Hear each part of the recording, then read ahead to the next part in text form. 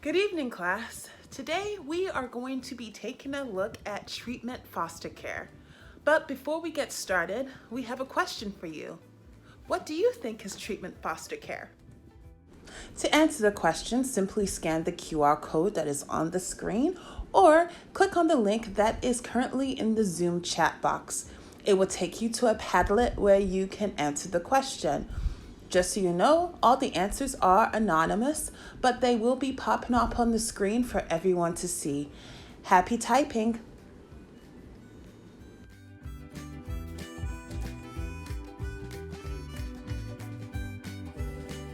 Now that you've answered that framing question, let us tell you about our agenda for today. First, we will define what is treatment foster care. Then we will look at the 6 different types of foster care because there is more than one. Then we'll highlight the key differences between treatment foster care and traditional foster care. Then we'll take a look at the children that qualify for treatment foster care. Then we will take an overview of matching children and permanency with foster families and family. And last but not least, we will take a look at race and treatment foster care.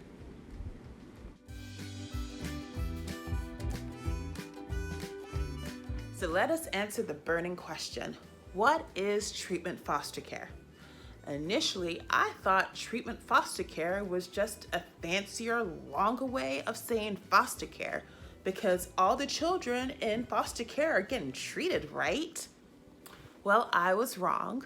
So, to get the correct definition of treatment foster care, we are going to go to the website childwarefare.gov. Treatment foster care, also called therapeutic foster care, is out-of-home care by foster parents with specialized training to care for a wide variety of children and adolescents, usually those with significant emotional, behavioral, or social issues or medical needs. To get a deeper understanding of treatment foster care, please take a look at the following video. So what is therapeutic foster care? Sometimes that's the $100,000 question. When people call and say, I want to be a foster parent, but you do therapeutic foster care, what's the difference between therapeutic foster care and regular foster care? And what I say is, up to a certain point, there is no difference.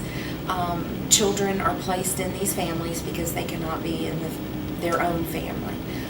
So they go to these homes for a nurturing place to stay, to be cared for, to have their basic needs, food, clothing, shelter met, nurturance and love provided.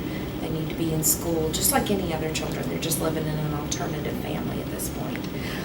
Unfortunately, sometimes the things that these kids have experienced aren't coped well as we would hope.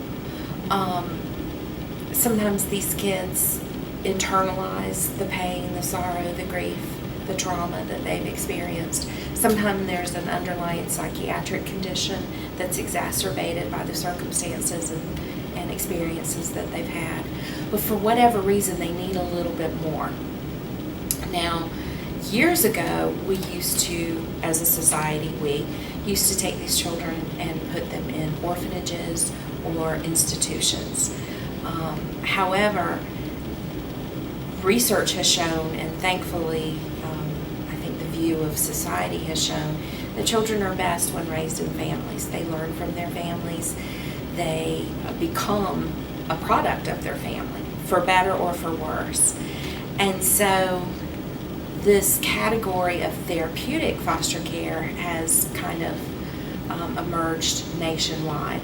And that is where you take the best of both worlds. You take the family unit, you take the basic needs, food, clothing, shelter, you take the love, the nurturance of a family, you take the normalization of being in a family, and you combine that over here with the treatment that they may get in a psychiatric hospital or a treatment-focused group facility, and you put them into one. The way I like to look at treatment foster care is looking at it as if it was a school, like a classroom.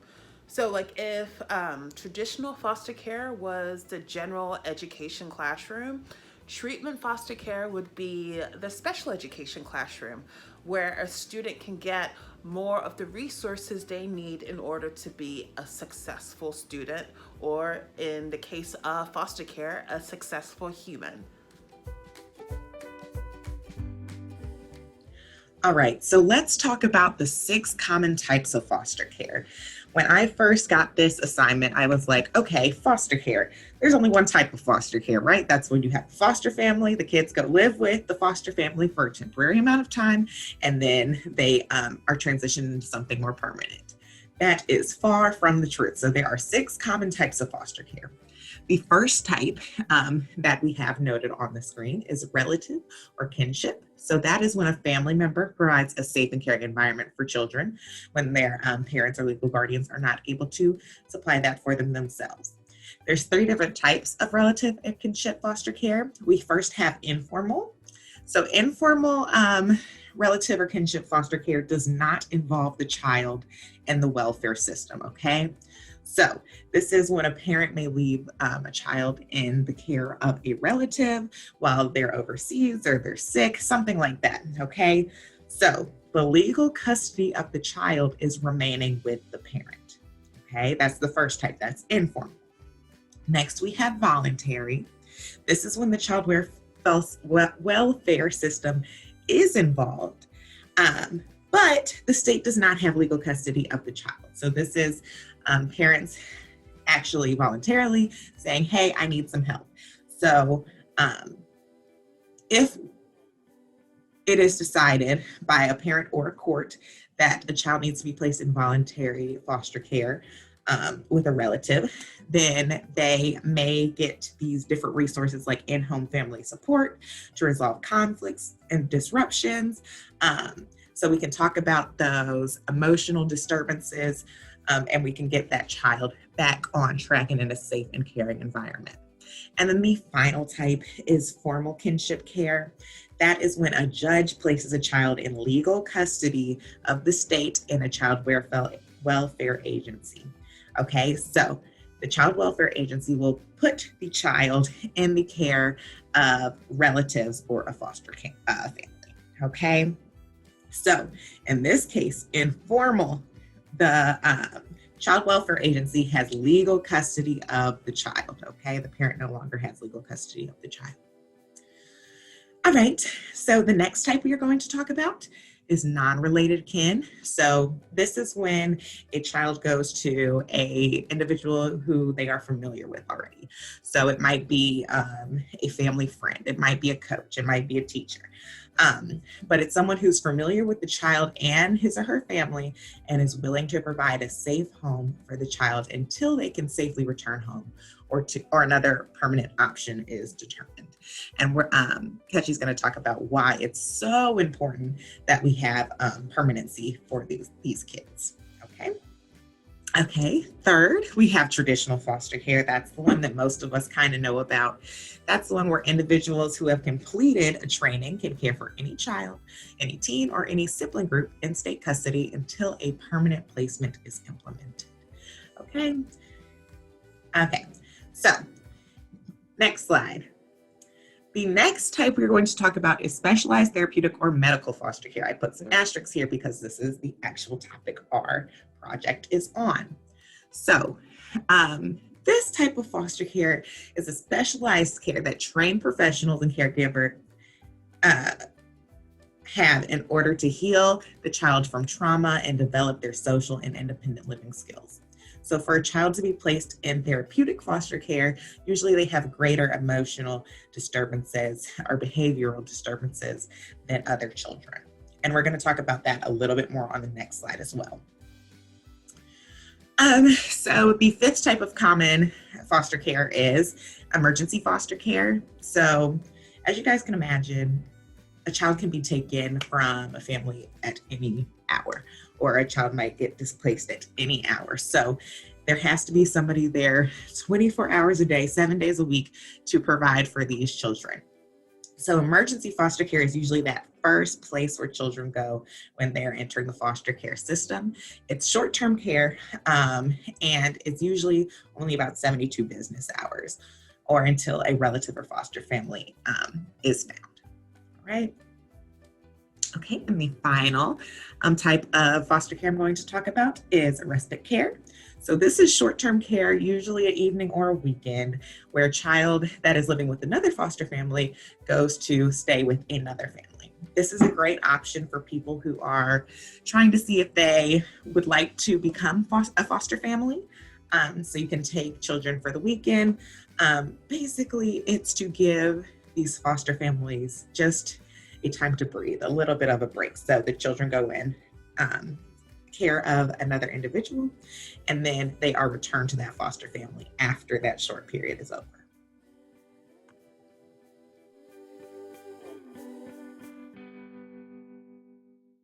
Let's take a look at the key differences between treatment foster care and traditional foster care. When it comes to traditional foster care, the children accepted into the program are between the ages of 0 and 23. And the foster parents are required to have 30 hours of training. Depending on the state, it could vary a few hours. Then the number of children that can be placed in a home depends on a home assessment to see the size of the home and the size of the family. And last but not least, when it comes to family contact of foster care support workers, it has to be at least once a month. When it comes to treatment foster care, the children accepted are ages 6 to 21. There's 40 plus hours of required training with a treatment foster parent. The number of children that can be placed in the home is 1. The family contact with foster care support has to be at least once a week. And of course, they are required to fulfill appointments that will fulfill the child's needs.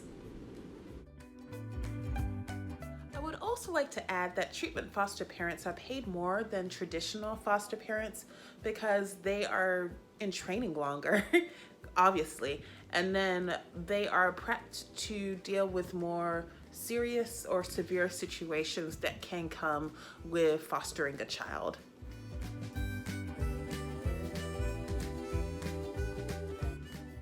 Now let's take a look of who needs treatment foster care. According to the Louisiana Department of Child Foster Care Services, children that need foster care are first children that have developmental cognitive delays, especially autism and DD. They identified as a sex trafficked victim. They are a part of the LGBTQIA community. They have conduct disorder, older youth, which is 14 to 17, basically students in high school. They exhibit sexualized behavior, or they have criminal involvement.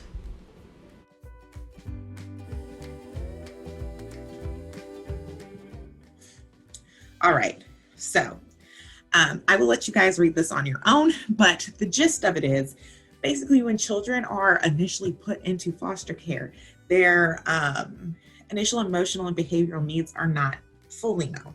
So children are usually put into the traditional setting, and then as time progresses and they get to know the child, they get to talk to the child meets with the social worker, it's determined whether they have any significant mental health or behavioral issues that would make them have to go into therapeutic foster care to see if therapeutic foster care would be beneficial for them. So they may start out in traditional foster care, but after their mental health, their behavioral issues, and emotional needs are assessed, then they may be moved to any of those different types of foster care. And if they require more help, if they're requiring more attention, then they will go into treatment foster care. And if you look at these last few bullets, this is what treatment foster care, and foster care in general really will offer to the children. You have a more supportive yet structured home in which to reside. There's care and supervision 24 hours a day, 7 days a week. And there are long-term services and support to lead. And there are long-term services and support in order to function in the community. Okay. Both treatment foster care and traditional foster care are supposed to be temporary. It's not supposed to be the ultimate solution for the child. The main goal is to put the child in a permanent home, be it their original home with their biological family or a new home that more suits the child's needs. Regardless, permanency is the key. Foster care and adoption services work tirelessly to put children in permanent homes so that children can get the consistency and the structure that they deserve. Here is a video that explores that a little bit more.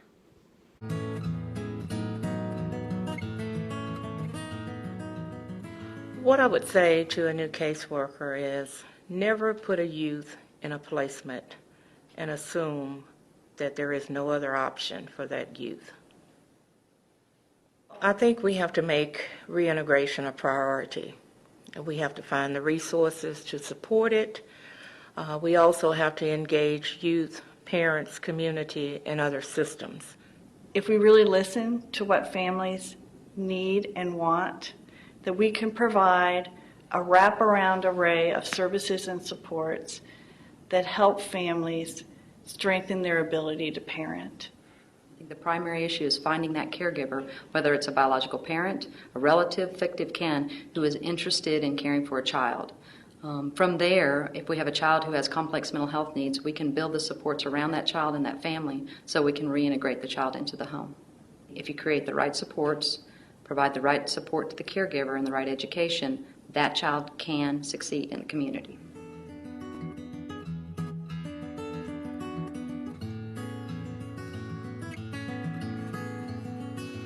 The CPS Reintegration Project is a set of services, it's a philosophy that we help to get children out of CPS state custody and back to their families, either to a parent or another relative caregiver or a symbolic relative. This project has given us an opportunity to really look at the number of youth of color who are in out-of-home placement, specifically in residential treatment centers. The children who were referred to the reintegration project were primarily children of color. That's reflective of the disproportionately high numbers of children of color in the foster care system. As a result, it's really important to design programs that are reflective of those populations. It's very important to provide training for staff who work within those programs, who work with families, to learn about family engagement, to learn about how to provide culturally competent services to those families, to understand the community from which they come, to understand the unique components within the community that can be utilized as part of the support network for children as they become reintegrated.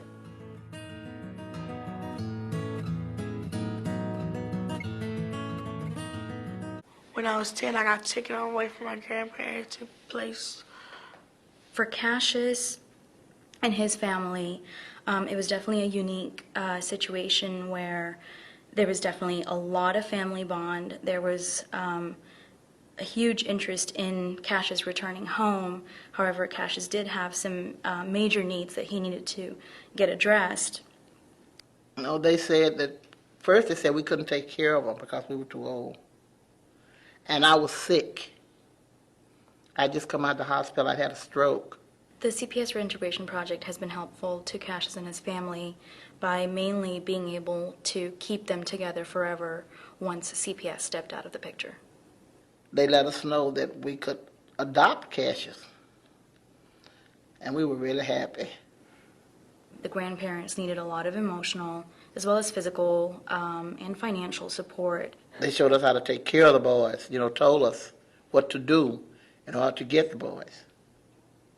If we hadn't got involved with him or trying to get him straightened out, he would probably be back down there again, out on the street, running around. No, I think he'd be in some prison somewhere. Having him back with us is a wonderful feeling. When I first went into care was back in 2000 when my rights were terminated.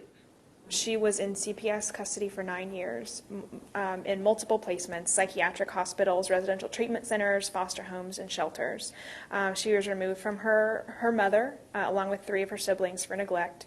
And she was really struggling, and after 9 years in care, her CASA volunteer thought, this isn't working, we have to try something else. She's getting close to being 18 years old, and she's going to age out of the system and not have anything or anyone. She started out in foster care with a couple, along with her other 3 siblings. That's when she started into foster care. From there, well, she went, instead of going uphill, she went downhill, and she was removed, so she kept hopping from one place to another. That is when I had started misbehaving, and I had to be taken away from them to another home. What I wanted to happen in terms of me going to live, I really, really wanted to go back home with my mom. But obviously it wasn't doable at the time. Through her 9 years, she had accumulated multiple diagnoses, a lot of medication, a lot of unhealthy coping skills so that she would express her anger and frustration and harm toward other people, aggression, verbal and physical aggression. When I was in care, I was so determined not to get adopted. I was when her rights were terminated, I was just the devil's child. I would not stay in one place. Within a few months of coming home, she was off of all of her medications. She was going to school every day, whereas before she was having truancy issues, and she even lost a lot of credits because she refused to go to school. There were no behaviors, no crises, not one issue when this youth was home. And so this youth who was, on multiple medications and had multiple diagnoses is no longer considered mentally ill, no longer considered to have mental health challenges, which tells us maybe she didn't have any biologically based mental health challenges, but she really just needed to be with her family. The only place I really ever wanted to be was home. No matter how much help I received from care, trying to work it out in foster homes, it's kind of a little pathetic because my family, it's nothing compared to being with my family and working out all those problems with people people who you love.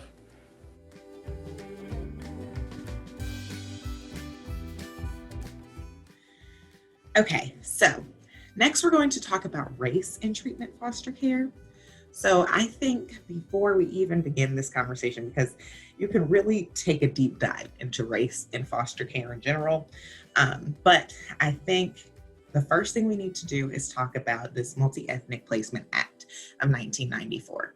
I put the whole thing on the board, but I just want to draw your attention to this line right here. Okay, so the Act places stipulations on child welfare placement agencies receiving federal funds. Under the Act, agencies are prohibited from denying any individual the opportunity to become a foster or adoptive parent based upon the race, color, or national origin of the parent or the child. They also shall not delay or deny a child's foster care or adoptive placement based on the race, color, or national origin of the parent or the child. Okay, so, acts go into place because there have been problems in the past that have called for the act to be put in place. So I think it's really important for us to at least consider race when we're thinking about foster care. The next slide I have for you is a video of a woman named Kizzy Lopez. She is of mixed race, and she spent some time in foster care. I'm going to show you the video starting at 52 seconds, and we're going to go to about 5 minutes and 30 seconds to 6 minutes of the video, I want you to pay specific attention to these statistics that she's giving us. She's telling us about how, comparatively, if we think about the actual statistics of the amount of Black people in America and then the amount of Black children in foster care, and then how they're progressing through life after they are exiting foster care, we see a great amount of disparities. So I'm going to let her go ahead and give her TED Talk, and then we'll come back to discuss. What are you? I'm biracial. I'm Black and Filipina. However, I consider my social identity to be that of a Black woman, primarily because of the way that I'm treated in society. Another important part of my identity is private, and people don't know about it unless I share it, but I'm a person who's experienced foster care. Being Black and in foster care has shaped who I am. We all have a multitude of different identities, both public and private, that make up who we are.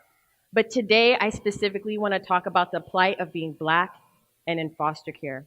Black foster youth will face additional barriers and challenges that many youth do not face.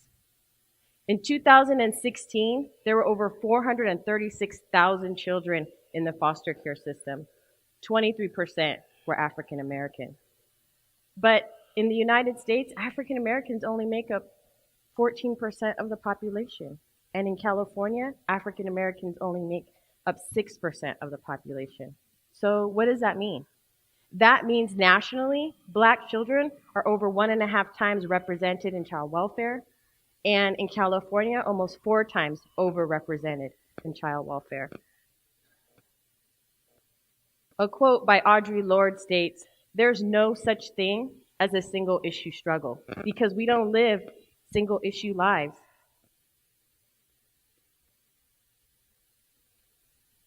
As a very young child, one of my first memories are that of abuse.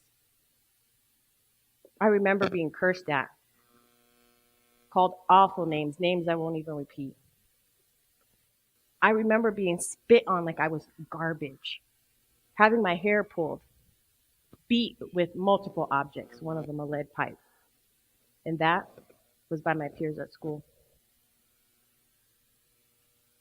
The racial trauma I experienced was compounded by the trauma that I experienced at home. My dad, an alcoholic and an addict, was very violent and would beat my mom and sometimes hit me and my sisters. He had a hard time finding a job and keeping a job, so we were often homeless and transient. At 11 years old, we were placed in foster care. We were there for about 3.5 years, and during that time, my parents divorced. They did work hard to their credit to try to get us back, and at 14, me and my sisters were reunified with my dad. That's just a little bit of my story, and you can see that it's layered with trauma, like many young people in foster care. A study called Adverse Childhood Experiences examined the long-term health effects of childhood trauma. Those who were physically, sexually, or verbally abused, they examined those adults who experienced parents who had parents that were incarcerated, had mental health issues, or struggled with substance abuse. They asked adults if they had witnessed domestic violence when they were children, or as children if they were separated from their parents through divorce or other means. Those who experienced 4 of these traumas were 2.5 times more likely to have heart disease as adults, 4.5 times more likely to have mental health disorders, and 12 times more likely to try to attempt suicide. These experiences that I would have with racism and trauma would impact a decision I would make at 15 years old. 1 year after being reunified with my dad, he started drinking and doing drugs again, and this time became much more violent with me and my sisters. I had to make a choice. I thought about reporting him to child welfare, but I did what a lot of teenagers do. I called my friends. Some of my friends who were still in foster care, And they told me, if you come back, kids like us, they don't get adopted. And I know what they meant, Black kids like me. In 2016, 57,000 children were adopted out of the foster care system, which is great. 49% white, 22% Latino, 17% African American. That means African American children were 3 times less likely to be adopted than their white counterparts. The ways in which African Americans encounter discrimination and racism every day happens in a multitude of ways. Through hateful interactions, through daily acts of comments and things that are done that happen through unconscious bias, and also through racist policies and practices that are embedded in organizations and institutions. I wanted you guys to hear some of those statistics from her. Before we continue to the second Padlet we have for you guys, I want to kind of talk about just my personal opinion since we have been working on this project. When we think about our students in our classrooms, they come into our classrooms, we try to make them feel loved, we try to make them feel welcome, we try to make the learning environment something that is a place where they feel safe, a place where they feel welcome, a place where they feel that they can learn. But we really cannot control what happens outside of those school building walls. So when I know I've had a student who was in foster care, and he was one of the hardest workers that I've had this year. But it's really hard because there's not that sense of permanency. He left halfway through the year. And even though we were making all this great progression on his work, and this was a very strange case for me as a first-year teacher. I teach Algebra 2. He came into my Algebra 2 class not having taken Algebra 1 or geometry because his academic records were lacking. So they placed him based on his age, not on his the classes he has taken. So I basically had to go back and teach him all of Algebra 1 so that he could learn all of Algebra 2. And then just in the middle of the year, we get an email that he is no longer a student at our school because he has been placed at with another foster family, which was a great thing for him, but it took him out of my classroom, and I felt like I was losing control over that situation. But, just because he's not technically my student anymore doesn't mean that I can't help. I think it's all about stretching out that helping hand. And if people are wanting the help, then I think it's important for us as teachers to give that help.